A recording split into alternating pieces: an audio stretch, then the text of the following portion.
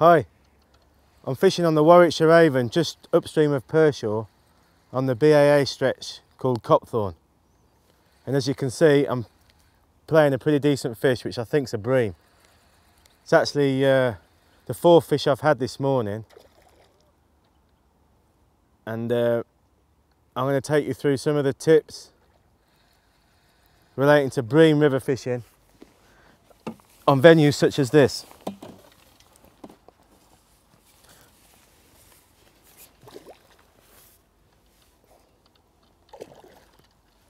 Wow, look at that.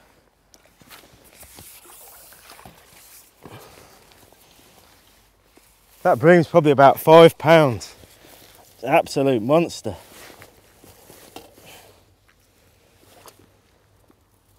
So that's the kind of bream I'm talking about. What a wonderful fish from a beautiful section of river. Right, I'll pop him in the net and we'll get stuck into some of the detail.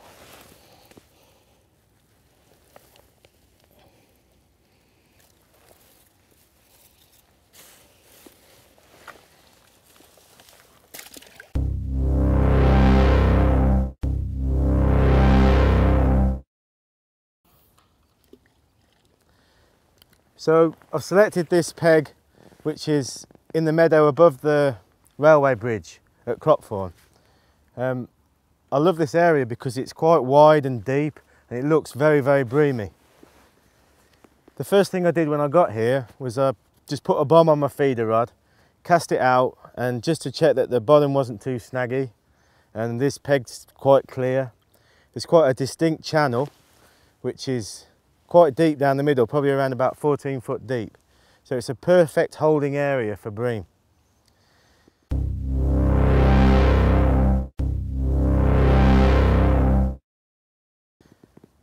Once I checked the peg was okay for snags and I got the right depth, I clipped up my bomb and I'm basically fishing just past the middle.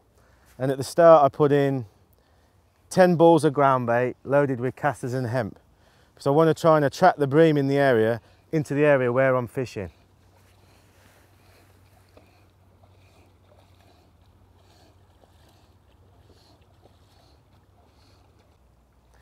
The ground bait I used for this initial bombardment was a mix of a third brown crumb, a third Sensor's Magic and a third Sensor's Bream. So that's a fantastic mix for bream fishing. And I also like it because you can mix it quite stiff and get the ground bait out to where you want to feed, and also without it breaking up before it hits the bottom. So that feels like another bream, maybe not quite as big as the first one, but a nice one nevertheless. You can see how they really kick. They're powerful bream, river bream.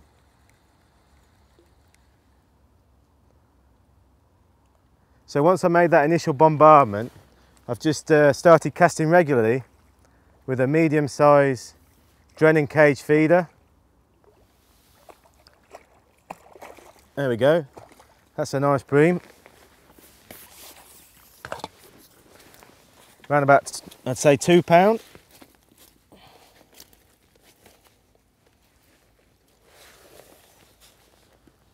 Beautiful fit river bream, looks like it's never been caught.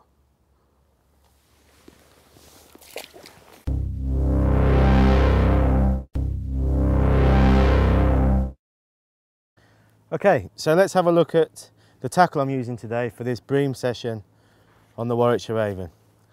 The feeder that I'm using is a Agility 12-foot power feeder that I developed for Shakespeare.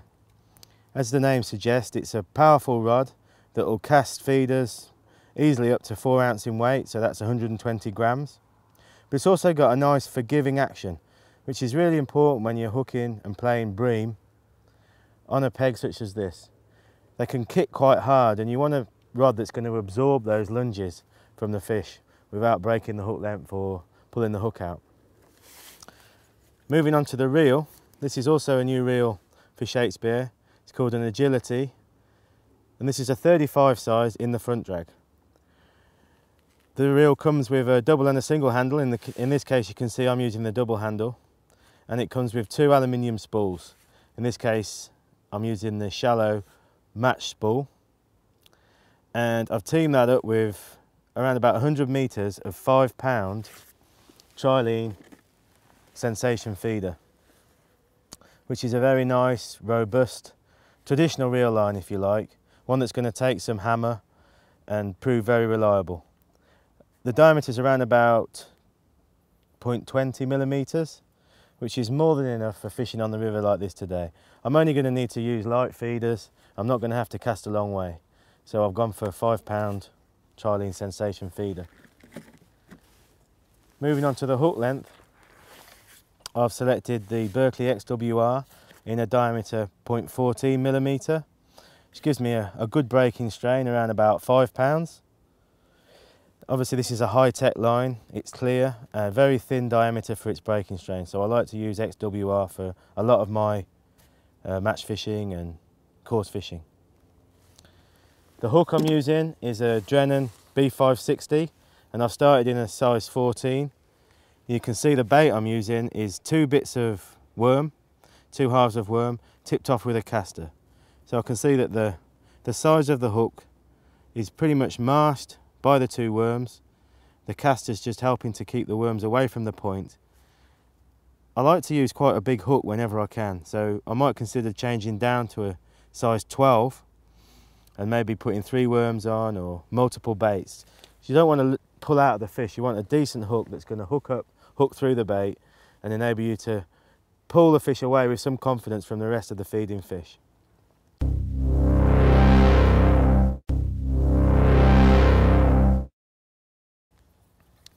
The feeder I'm using is a 28 gram Drennan cage feeder.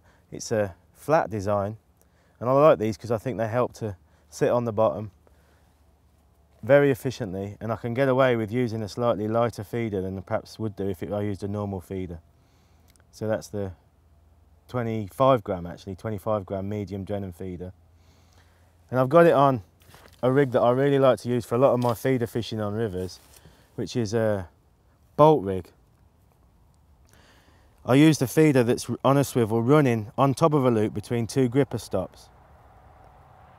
And it means that it's quite a positive rig, that the fish, when it picks up the bait, will hopefully hook itself and give me a good positive bite, so that I'm only picking up and bending into the fish when it's hooked rather than scaring off a fish if I'm striking at a line bite. So that's a very positive rig, but one that works well. And to enhance that, I'm using quite a short hook length to start with, around about 2 foot. Again, to enhance the bolt rig. If it was fishing harder, I'd increase that length of hook length, maybe in some cases up to 6 foot, to help present the bait very naturally if the fish are being very cautious and moving away from the feeder. Or I might actually even reduce the length of the hook length, maybe down to 1 foot, if I'm catching a lot of fish and I want to maximise the efficiency of the rig and catch the fish as quickly as possible. So that's a simple feeder rig. I'm casting it perhaps 20 metres to the middle of the river, over the top of the ground bait that I fed at the beginning of the session.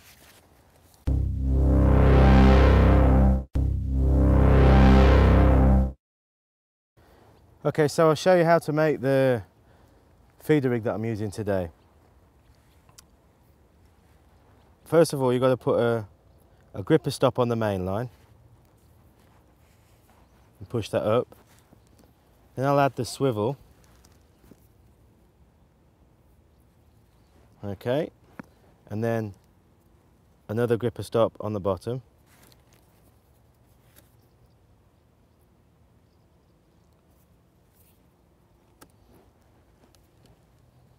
Okay, so I've got the 2 gripper stops and the swivel. Then below that, I'm going to make a large loop. So I guess that's probably about 50 centimetres long. So I'll make the loop and I'll cut off the tag end. And the idea with this rig is that I'll make several loops below where the feeder is going to be situated to help produce a boom effect on that length of line. It helps to reduce the tangles by keeping the hook and hook length away from the feeder. So I've done 4 different loops there. Okay, then I'll bring down the gripper stops back over onto the top loop, and I'll keep them on top of the knot on both sides. So you can see that the swivel and the feeder, when I attach the feeder,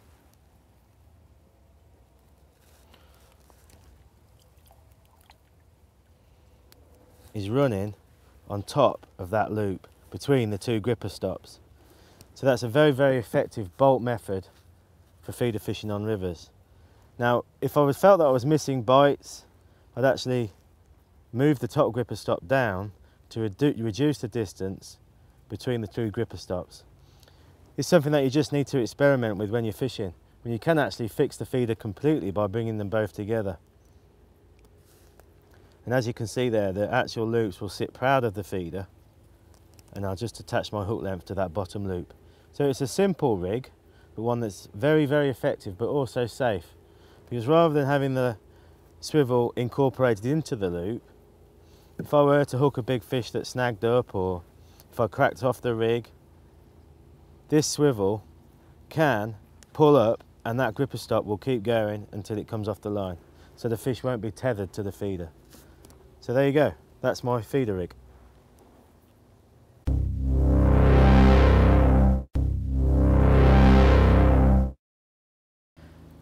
Okay, I thought I'd take you through some tips relating to the bait that I'm using today.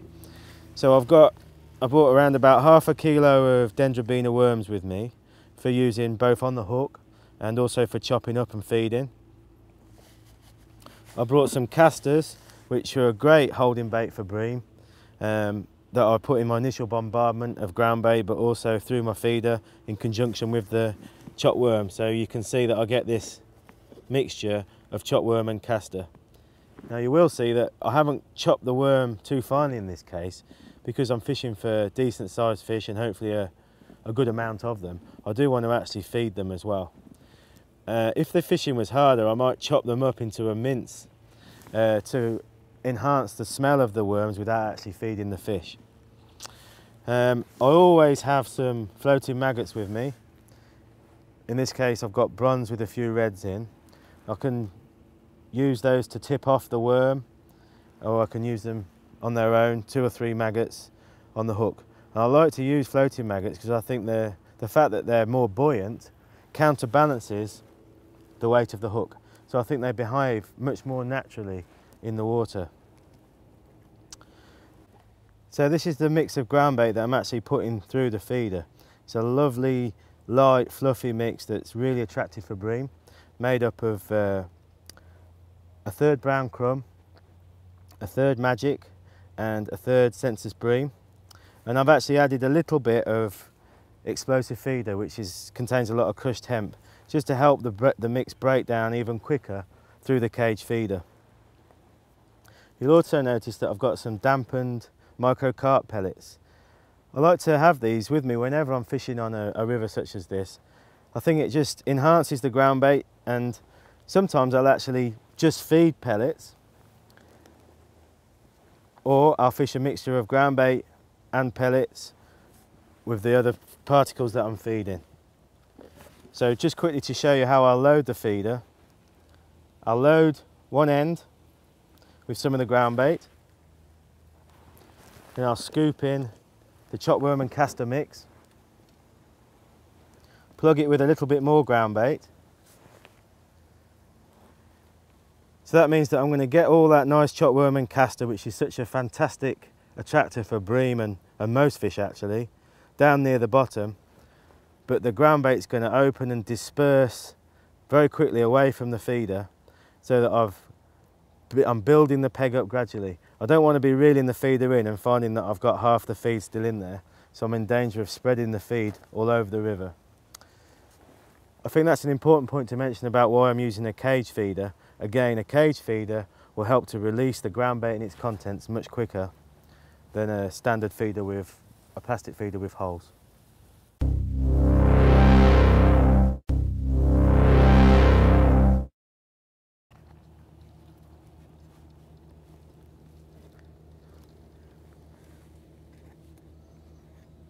Okay, so I'm just about to recast, and I thought I'd just emphasise exactly where I'm fishing in the swim.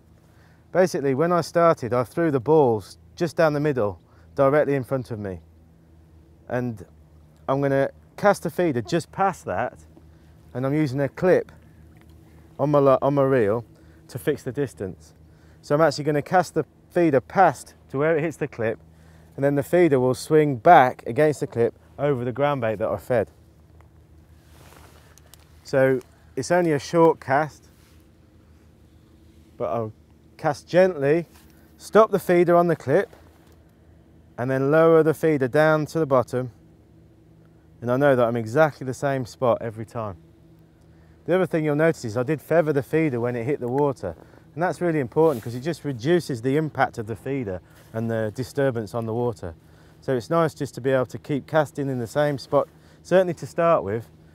After a period of time, I might try and fish around the peg, so I might try a bit further downstream or a bit further over if I feel the fish have backed off from the main feed.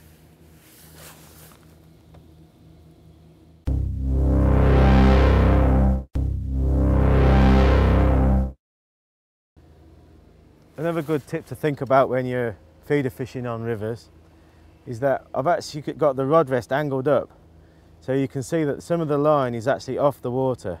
Well, it's not so critical today because the river's not flowing too hard, but if it were, I'd actually have the rod higher up to keep more line off the water to reduce the drag on the line.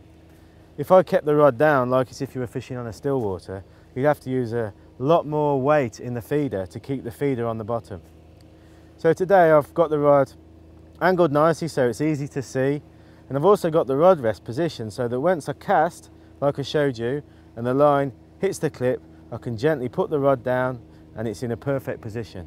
Angled slightly downstream of me to enhance the bow, and also in a good position so I can see it easily. I'm not craning my neck up to see the rod if it's too high up. So for me, when the river's not flowing too hard, that's absolutely perfect position for my rod.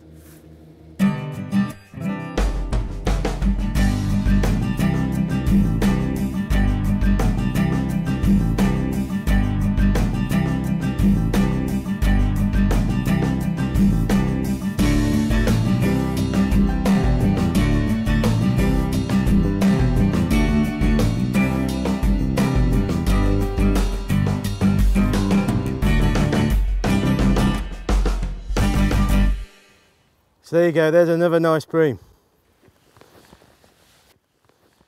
I've had a wonderful net of fish now, 5 or 6 big bream and 5 or 6 skimmers plus some perch. I've really enjoyed this session, bream fishing on the River Avon. As I mentioned at the start of the video, I've been fishing on the BAA stretch at Cropthorne on the Warwickshire Avon, just upstream of Pershore. We're going to put the details of the BAA club at the end of the video. And I think you'll agree that there's so many fantastic venues like this that are pretty much untouched now, and the BAA has a fantastic amount to go at. I hope you've enjoyed the video, I hope you've enjoyed the tips and find them useful. Thank you very much.